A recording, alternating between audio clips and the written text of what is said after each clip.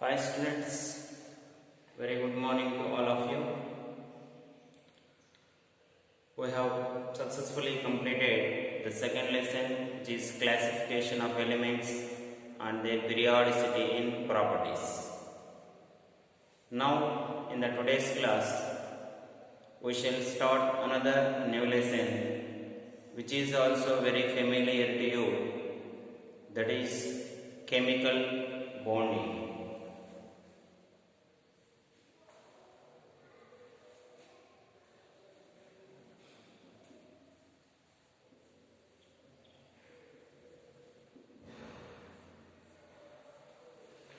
Chemical bonding.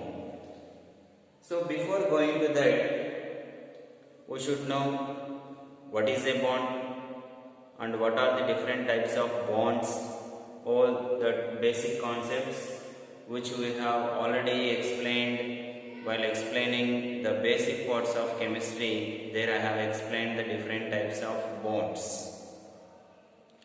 Before going to that, we should know here the bond will be represented like this, or the bond contains two electrons.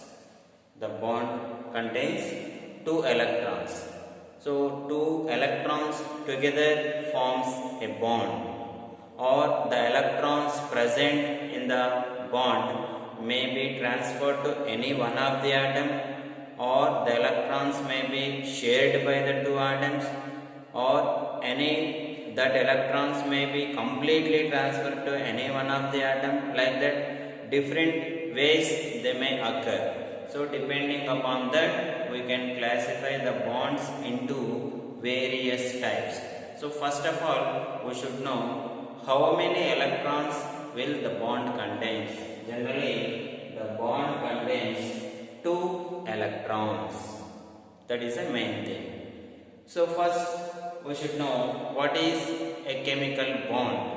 A chemical bond is nothing but a attractive force that holds the two atoms together. That is called as chemical bond. So the attractive force which holds the two atoms together.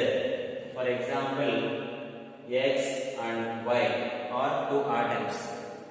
If anything or any force, if it attracts the two atoms together, if some bond makes the two atoms to attract together, then such type of force is called as chemical bond. So the attractive force which holds the two atoms together is called chemical bond. The attractive force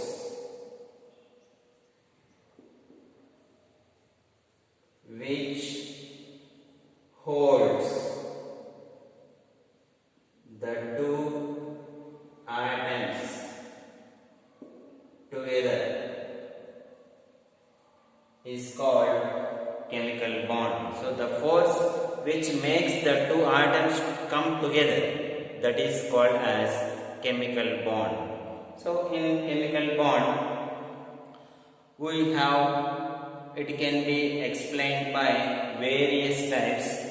Before going to that, we should know about Coase-Lewis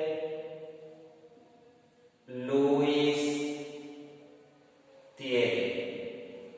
So what he explains about the bonding nature. So before going to the explanation of types of bonds, we should know about this theory. So according to Coase, the electrons present in outermost orbitals are called as valence electrons. Generally, the electrons which are present in outermost orbitals are called as valence electrons. That is the first point. Valency electrons. Which electrons are called as valency electrons? The electrons which are present in outermost orbitals are called as valency electrons. The electrons which are present in outermost orbitals, that is nothing but outermost orbitals.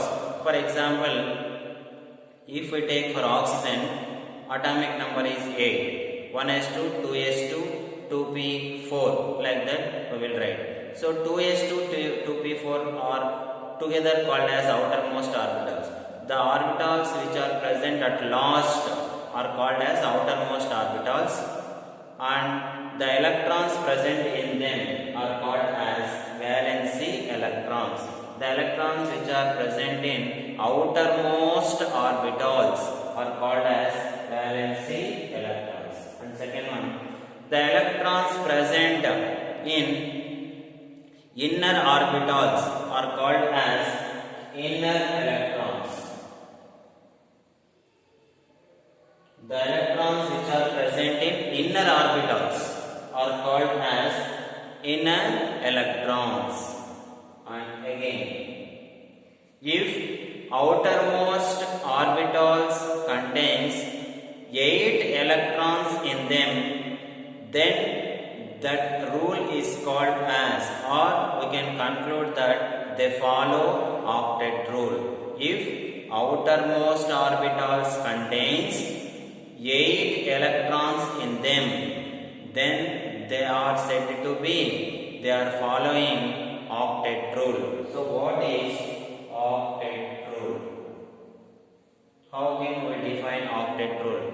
It is nothing but if the outermost orbitals contains 8 electrons in them, then we can conclude that they follow octet rule. For example, if we take neon, atomic number is 10, 1s2, 2s2, 2p6. So these two are called as outermost orbitals, and the electrons present in them is called valency electrons. How many electrons it contains? 6 plus 2, 8.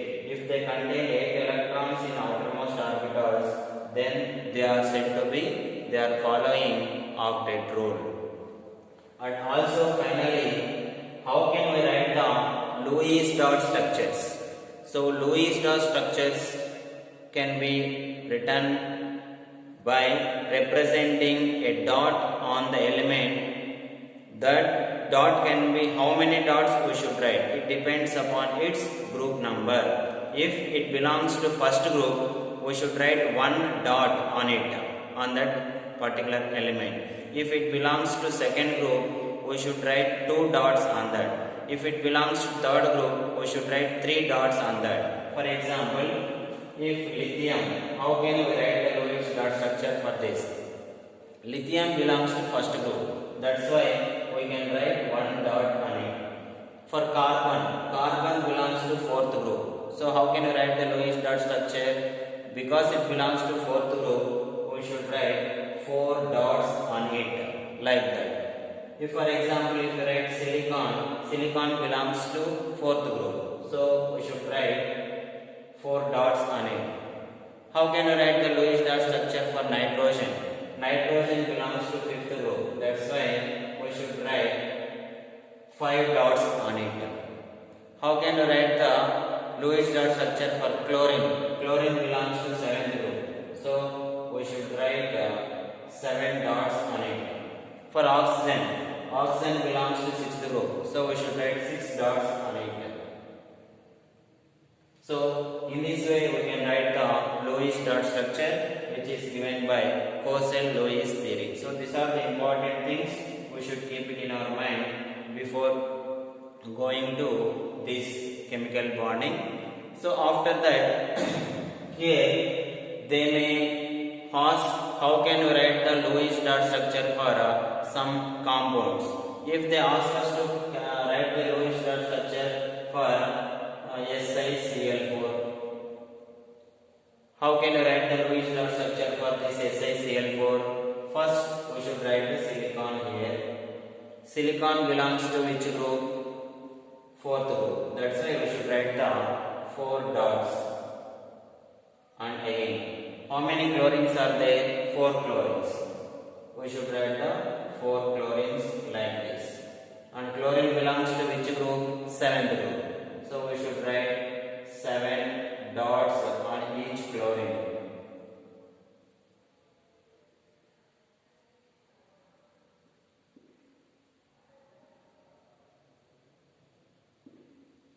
So now how can they form a bond? Already I have told that two electrons shared by two different atoms, then a bond is formed. Now silicon donates one electron, chlorine donates one electron and forms a bond. Here silicon donates one electron, chlorine donates one electron, then a bond is formed. Silicon and chlorine, then they together forms a bond. And now like this they form a bond. In this way we can write the Lewis dot structures. So for different elements or for different molecules we can write the Lewis dot structures for this. And also here octet rule is very important. In order to define what is an octet rule, if an atom contains 8 electrons in their outermost orbitals, then they are said to be, they follow octet rule. So what are valence electrons, what are inner electrons, and how can we write the Lewis dot structures? All these have been explained by Kozell-Lewis theory. And after that we should have an idea about covalent bond, ionic bond and coordinate covalent bond. This is the classification of chemical bonds. So chemical bond can be classified into various types. So classification.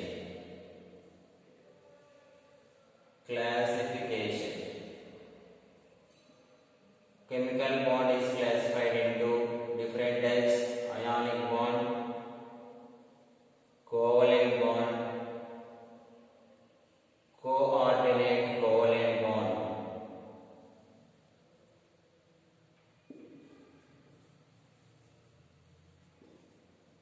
And finally hydrogen bond.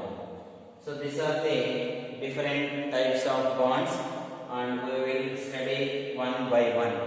Here first we will discuss about covalent bond, which is very simple.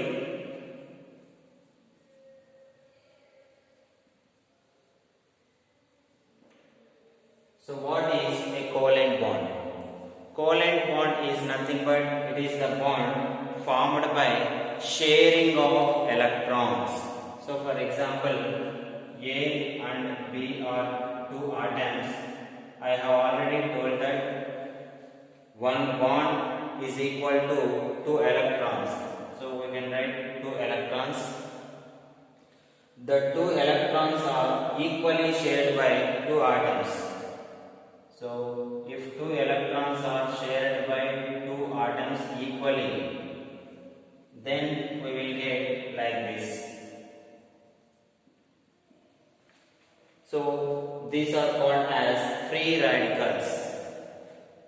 These are called as free radicals. The electrons are equally shared by the two atoms which are present in a bond. So we can define covalent bond as sharing of electrons. Sharing of electrons is called as covalent bond.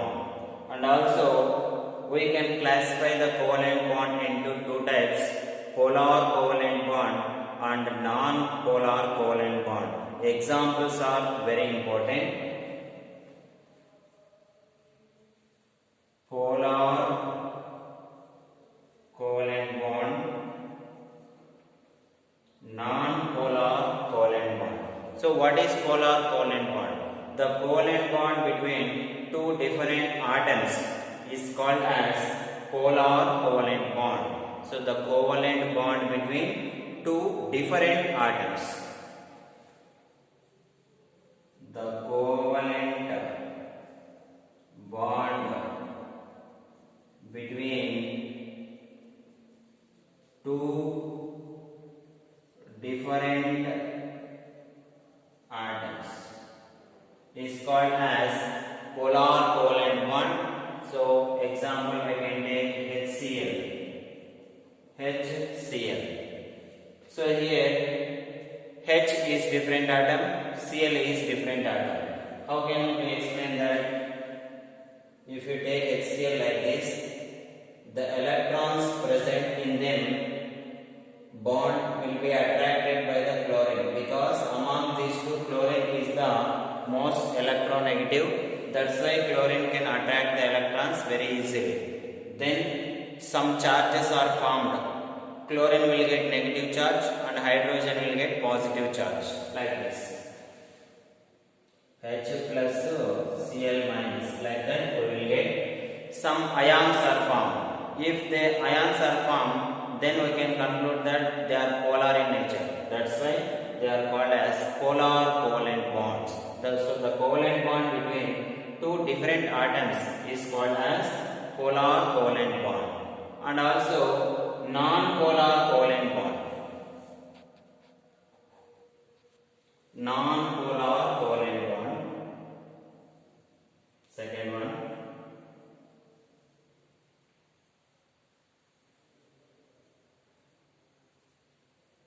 So how can we define this non-polar covalent bond? The covalent bond between two similar atoms. Covalent bond between two similar atoms is called as non-polar covalent bonds. So the examples for that is H2, I2, Cl2. So if atoms are similar, then no ions are formed. The electrons are equally shared. Then the no ions are formed. From that we can conclude that they are non-polar in nature. So covalent bond between two similar atoms is called as non-polar covalent bonds. So this is all about covalent bond.